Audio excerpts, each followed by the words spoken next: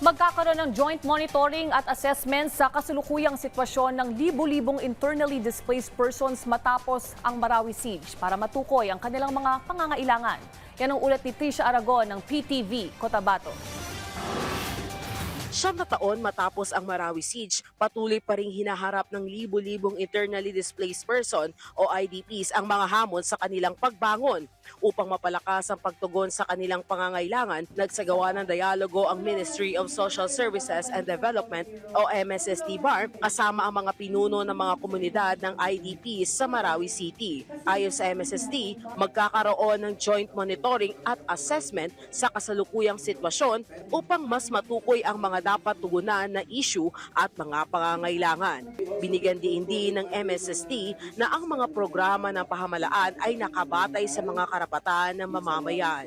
Ang basehan po natin ay kung ano ang karapatan na binibigay natin sa mga tao. Karapatang mamuhay ng desente, karapatang magkaroon ng edukasyon, karapatang magkaroon ng kalusugan, karapatan na magkaroon ng mga basic social services na binibigay ng ating gobyerno. Ayon kay Attorney Estrella, hiniling ng mga kinatawan ng IDPs ang mas pangmatagalan at napapanahong mga programa at hindi lamang ayuda kundi mga solusyon na magbibigay ng marangal na pamumuhay. Dagdag pa niya na iintindihan din ng mga IDPs ang limitadong budget ng pamahalaan kaya't hinihiling nilang maingat na maplano ang mga programang tutugon sa kanilang suliranin. Hindi nila sinasabi na bigyan nyo lang kami ng bigyan ng tulong. Ang sinasabi nila ay kung ano man ang programa o serbisyo na ibibigay, dapat matalino talaga ang pagpaplano para ma-address na po talaga kung ano yung mga long-term issues, problems, and concerns nila.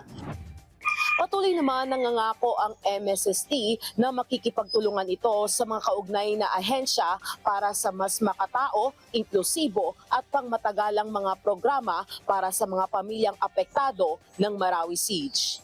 Mula dito sa PTV Cotabato Regional Center, Trisha Aragon para sa Bayan.